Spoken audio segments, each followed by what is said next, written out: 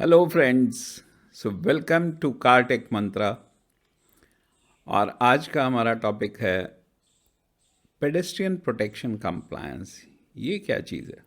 मैंने अक्सर देखा है हमारे जो सेल्स से रिलेटेड लोग हैं वो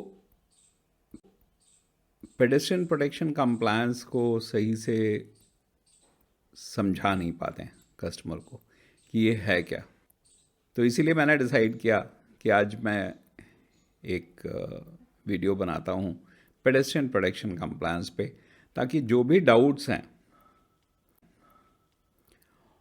वो क्लियर हो जाएं और हम कस्टमर को बेहतर ढंग से पेडेस्ट्रियन प्रोटेक्शन कंप्लायंस के बारे में बता पाएँ, और जो लोग गाड़ी खरीदने में इंटरेस्टेड हैं वो भी समझ सकें कि पेडेस्ट्रियन प्रोटेक्शन कंप्लायंस क्या है। दोस्तों, सबसे पहला जो पेडेस्ट्रियन प्रोटेक्शन कंप्लायंस में समझने की ज़रूरत है वो ये है कि ये कोई एक फ़ीचर नहीं है। जैसे हम बहुत सारे सेफ्टी फीचर्स की बात करते हैं ना, ABS, EBD, brake assist, ESP, hill hold, तो इसी तरह से ये कोई एक फ़ीचर नहीं है। ये कम का मतलब होता है कुछ रूल्स एंड रेगुलेशंस हैं जिनको हम फॉलो कर रहे हैं, राइट। तो पेडेस्ट्रियन प्रोटेक्शन कंप्लायंस और जितने भी कंप्लायंसेज हैं, चाहे वो फ्रंटल इम्पैक्ट कंप्लायंस हो, चाहे फ्रंटल ऑफसेट इम्पैक्ट कंप्लायंस हो, चाहे साइड इम्पैक्ट कंप्लायंस हो, ये कंप्लायंसेज हैं। मतलब जो एंड रेगुलेशंस बनाए गए हैं उनको हम फॉलो करते हैं, उनको हम कंप्लाई करते हैं। That is the meaning of compliance. क्योंकि अगर राह चलते हुए इंसान को हमारी गाड़ी से टक्कर लगती है और उसको कुछ हो जाता है तो उसका भी इल्ज़ाम हमारे सर पे ही आता है, जो गाड़ी चला रहा है या गाड़ी का जो ओनर है। इसलिए अगर हमारी गाड़ी में पेडेस्ट्रियन प्रोटेक्शन कंप्लायंस होगा तो हम राह चलते हुए इंसान की चोट को कम कर सकते हैं और बहुत सारे लीगल परेशानियों से बच भी सकते हैं। आज सरकार ने मैंडेटरी कर दिया है, सभी गाड़ियों में होना चाहिए वो चीज़, और आने वाले समय में आपको और बहुत सारे safety features pedestrian protection compliance को लेके देखने को मिलेंगे गाड़ियों में। तो मैंने फ्यूचर में क्या होने वाला है, क्या और हो सकता है, क्या और ऐड होगा, उसके बारे में भी यहाँ पे जानकारी दी हुई है। सो पेडेस्ट्रियन प्रोटेक्शन की ज़रूरत क्यों पड़ी? अगर हम इसको देखें तो हमारे देश में दुनिया के सबसे ज़्यादा रोड एक्सीडेंट में डेथ्स होती हैं। करीब करीब हर साल 1.5 लाख लोगों की मौत होती है रोड एक्सीडेंट्स में, और जिसमें से कि 60% लोग राह चलते हुए लोग होते हैं। तो कैसे हम इसको कम कर सकते हैं? तो इसको कम करने के लिए बहुत सारे बेसिक फीचर्स हमारी गाड़ियों में नहीं हुआ करते थे। सेफ्टी के जो फीचर्स थे, जो कि बाहर आप जाते तो बहुत कॉमन सी चीज़ थी, बट इंडिया में वो सेफ्टी फीचर्स नहीं थे। हम सेफ्टी फीचर्स को लेकर के सेफ्टी के प्रति ही बहुत उदासीन रहे हैं। हमारे यहाँ तो ऊपर वाले के भरोसे बहुत कुछ चलता है, राइट। तो इसलिए हमने सेफ्टी के ऊपर बहुत अपने ध्यान नहीं दिया, लेकिन अब धीरे धीरे हमारी सरकार ये चाह कर लें। मतलब अगर 1.5 लाख लोग अगर डेथ हो रही तो हम उसको घटा के करीब करीब 70-75 पे ले आएँ, 70-75 हज़ार पे ले आएँ। और इन्हीं सब चीज़ों को ध्यान में रख के सेफ्टी के ऊपर काफ़ी अब जोर दिया जा रहा है गाड़ियों के अंदर। और पहला फेज़ जैसे आप एनकैप के बारे में बहुत सुनते हैं, ग्लोबल एनकैप।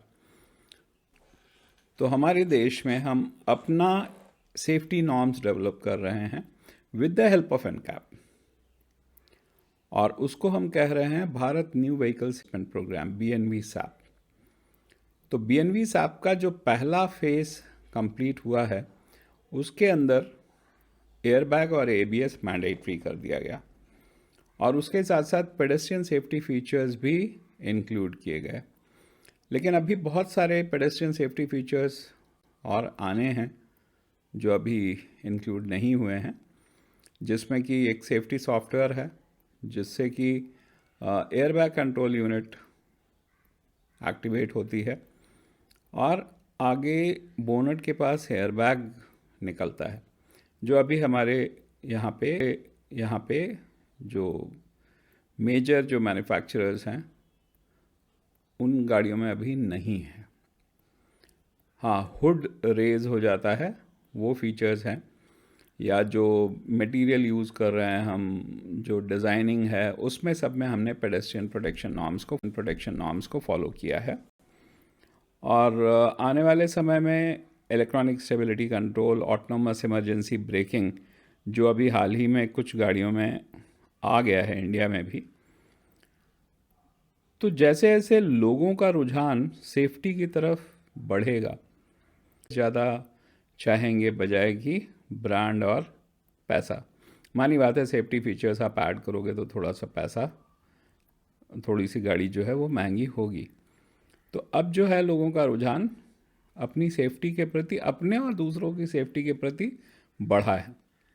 इसलिए नए नए सेफ्टी फीचर्स अब आपको गाड़ियों में मिलेंगे। प्लस उसके साथ साथ सरकार भी स्ट्रिक्ट हो रही है सेफ्टी फीचर्स को लेके।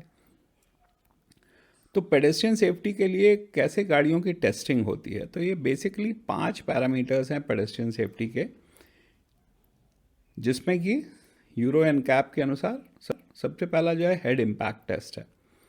हेड इम्पैक्ट टेस्ट में जो टेस्ट कंडक्ट होते हैं, ये सारे के सारे, आपको एक और चीज़ बता दें कि जो टेस्ट कंडक्ट होते हैं वो 40 किलोमीटर पर आवर की स्पीड पे टेस्ट होते हैं। और इसमें हम देखते हैं कि जो पेडेस्ट्रियन है, जो राहगीर है, उसके सर को क्या है, बिकॉज हेड इंजरी सबसे ज़्यादा कैजुअल्टी का कारण होती है। तो इसीलिए सबसे ज़्यादा जो हम चेक करते हैं वो करते हैं कि सर पे चोट लगने के चांसेस कितने हैं। उसके बाद दूसरा डिफॉर्मेशन क्लियरेंस है, जो जब सर अगर बोनट पे गिरता है तो कितना डिफॉर्म होता है, क्योंकि मानी बात है फ्लेक्सिबिलिटी चाहिए। अगर बहुत हार्ड होगा, डिफॉर्म नहीं होगा, तो सर पे चोट ज़्यादा आएगी। अगर वो डिफॉर्म हो जाएगा, अगर वो पिचक जाएगा, दब जाएगा, तो हेड इंजरी कम आएगी। तो डिफॉर्मेशन क्लियरेंस, और डिफॉर्मेशन में भी कितना अंदर तक वो डिफॉर्म हो रहा है, कितना गहराई तक वो अंदर दब जा रहा है। उसके बाद दूसरा है एनर्जी एब्जॉर्बिंग स्ट्रक्चर। तो जो स्ट्रक्चर है पूरा गाड़ी का, बम्पर से लेकर के बोनट तक, वो एनर्जी को कितना एब्जॉर्ब कर रहा है। बिकॉज अगर एनर्जी को एब्जॉर्ब करेगा, इम्पैक्ट को एब्जॉर्ब कर लेगा, तो चोट लगने के चांसेस कम रहते हैं। और जितना ही एनर्जी को या इम्पैक्ट को एब्जॉर्ब नहीं करेगा, उतना ही चोट लगने के चांसेस ज़्यादा हो जाते हैं। और फिर उसके साथ साथ डिप्लॉयबल प्रोटेक्शन सिस्टम, ये कुछ जो एक्सटर्नल डिप्लॉयबल प्रोटेक्शन सिस्टम हैं जो अलग से निकलते हैं गाड़ी में। जैसे पॉपअप बोनट है, बोनट जो है वो आगे से उठ जाता है ताकि जो इंजरी, मतलब सर जो है वो इंजन तक जाके ना टकराए, हार्ड सरफेस पे ना टकराए, वो बोनट के ऊपर ही रह जाए। क्योंकि बोनट इसीलिए अगर आप देखोगे आजकल गाड़ियों के, वो फ्लेक्सिबल हैं। आप अगर हाथ से ज़ोर से दबाओगे तो बोनट दब जाते हैं। क्यों?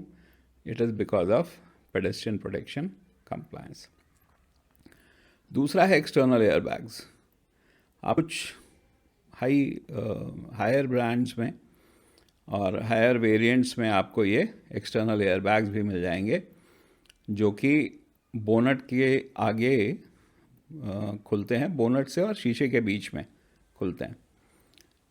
क्योंकि आदमी टकराता है और फिर बोनट पे या शीशे पे जाके उसका सर टकराता है, तो ऐसे केस में उस एयरबैग से उन्हें बचाव मिल जाएगा।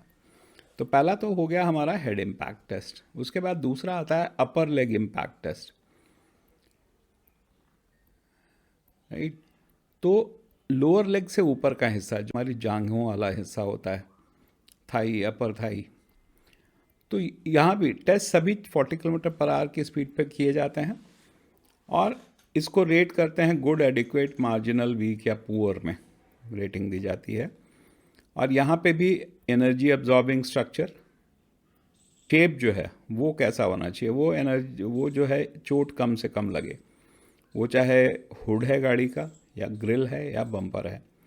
तो ये सारे जो है ये एनर्जी एब्जॉर्बिंग मटेरियल होना चाहिए, जो पिचक जाए, जिसमें कोई नुकीली चीज़ ना निकली हुई हो, जिसमें कोई शार्प एजेस ना हो, राउंडेड एजेस। इसीलिए अगर आप गाड़ियों के बम्पर और ये सब अब आज की तारीख में देखें आप, तो बहुत ही राउंडेड शेप मिलेगा आपको, जिससे कोई कट वट लगने के चांस नहीं होते हैं।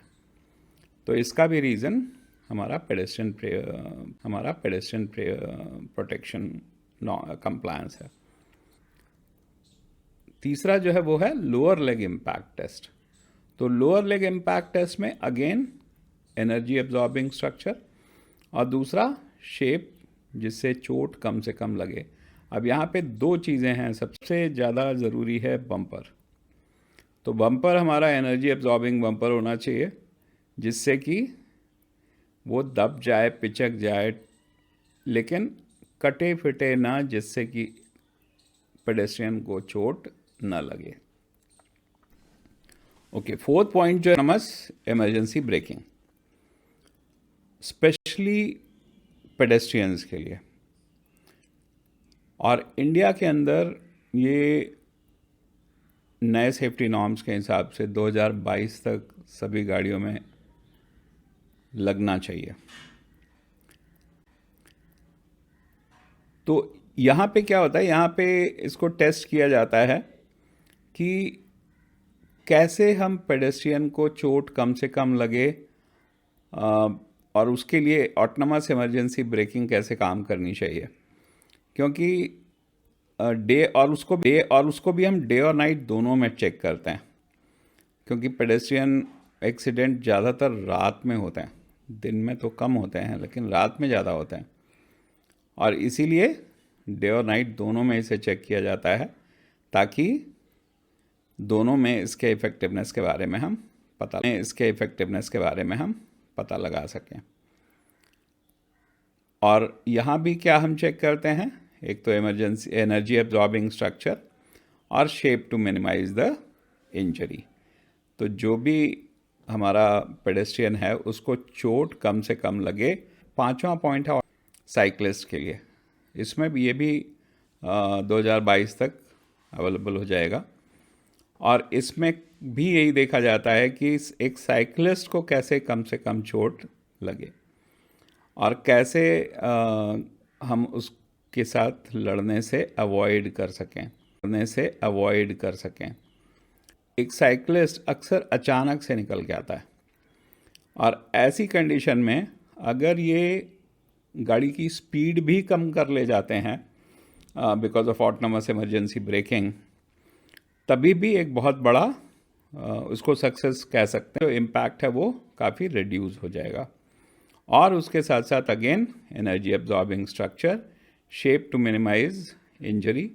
तो किस किस चीज़ों का शेप, हुड का, ग्रिल का और बम्पर का। तो उसके लिए किया क्या गया है, सबसे बड़ी चीज़ है पेडेस्ट्रियन सेफ्टी को इम्प्रूव करने के लिए हमने क्या क्या चीज़ें करी हैं।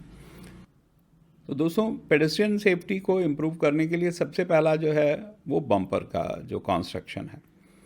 तो बम्पर में अगर आप देखेंगे तो सब कुछ जो है राउंडेड है। शार्प एंड्स कहीं भी आपको एंड्स जो है वो चोट को अंजाम देते हैं, उसके कारण कट हो लग जाता है, चोट लग जाती है।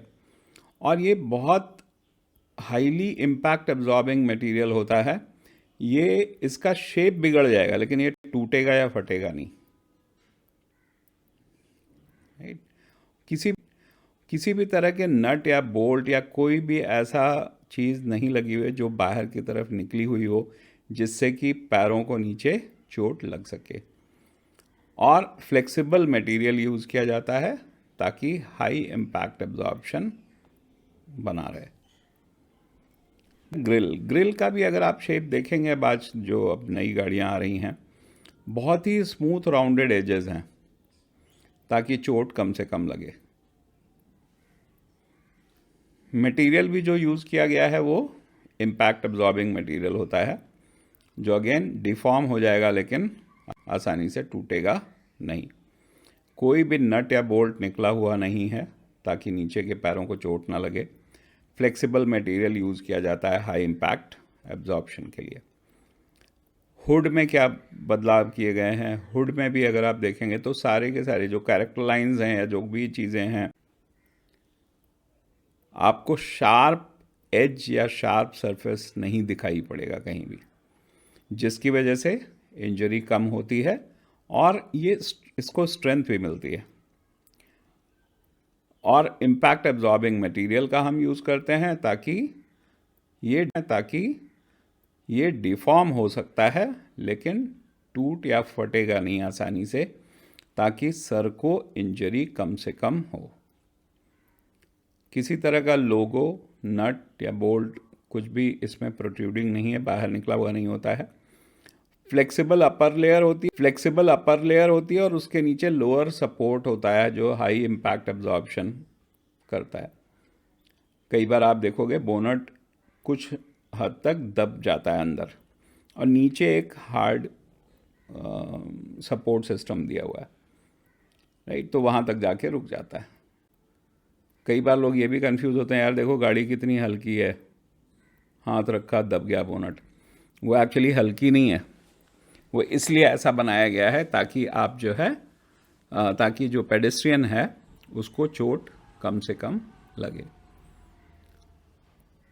और अगर और भी कुछ आप जानना चाहते हैं पेडेस्ट्रियन सेफ्टी नॉर्म्स के बारे में, तो ऑटोनोमस इमरजेंसी ब्रेकिंग टेक्नोलॉजी आ रही है 2022 तक, ज़्यादातर गाड़ियों में आपको मिलेगी। अब कुछ गाड़ियों में आज आ चुकी है इंडिया के अंदर। और ऑटोनोमस व्हीकल्स क्या हैं, ऑटोनोमस व्हीकल्स कैसे काम करते हैं, ऑटोनोमस ब्रेकिंग टेक्नोलॉजी कैसे काम करती है, उसके लिए आप मेरे 2 वीडियोस जो यहाँ पे जिनका लिंक दिया गया है आप उनको भी देख सकते हैं। और आगे से उम्मीद है पेडेस्ट्रियन प्रोटेक्शन कंप्लायंस के बारे में हम जब किसी को भी बात करेंगे या हमें गाड़ी खरीदनी होगी तो हमारे पास पूरी इन्फॉर्मेशन होगी कि एक्चुअली ये है क्या चीज़, राइट। तो ये कंप्लायंस है, ये गवर्नमेंट के कुछ नॉर्म्स हैं, रूल्स रेगुलेशन हैं जिनको हम फॉलो कर रहे हैं गाड़ी की डिज़ाइनिंग में, मटेरियल और जो चाहे वो प्लास्टिक मटेरियल हो चाहे वो मेटालिक सरफेस हो, वो जो मटेरियल यूज़ किया जा रहा है वो हाई टेंसाइल हो, हार्ड बहुत ना हो। हाई टेंसाइल का मतलब उसमें वो इम्पैक्ट होने पे एनर्जी को एब्जॉर्ब करेगा। अब कैसे करता है एनर्जी को, थोड़ा सा डिफॉर्म हो जाएगा। तो कभी भी सेफ्टी को हल्के होने से कंपेयर मत करिए। गाड़ी हल्की है इसका मतलब ऐसा नहीं होता है कि गाड़ी अनसेफ है। वो गए ज़माने जब कहते थे, हिंदी में एक होता है लोहा लाठ गाड़ी, तो जब गाड़ी लोहा लाठ होती थी तो उस समय कोई सेफ्टी फीचर नहीं होते थे और गाड़ियों की स्पीड बहुत लो होती थी। आज आप गाड़ियाँ बहुत हाई स्पीड पे चला रहे हो, 120, 140, 160 तक लोग चले जाते हैं। तो जब आप इतने हाई स्पीड पे गाड़ियाँ चला रहे हो तो आपको सेफ्टी फीचर्स ज़्यादा इम्पॉर्टेंट हैं बजाय कि गाड़ी के बॉडी के स्ट्रॉन्ग होने के, क्योंकि स्ट्रॉन्ग होने के बहुत सारे और नुकसान भी हैं और हल्के होने के बहुत सारे फ़ायदे भी हैं। वो भी एक वीडियो में बहुत जल्दी ही डालने जा होना ये दिखाता है कि गाड़ी सेफ़ कम है। तो ये एक मिथ है हम लोगों के अंदर, उस मिथ को भी मैं बहुत जल्दी तोड़ने वाला हूँ। और प्लीज़ अगर आपको ये वीडियो अच्छा लगा हो, सब्सक्राइब करिए, लाइक करिए और शेयर करिए आगे अपने दोस्तों में, अपने जानने वालों में, जो लोग गाड़ी खरीदने जा रहे हैं उनके लिए भी।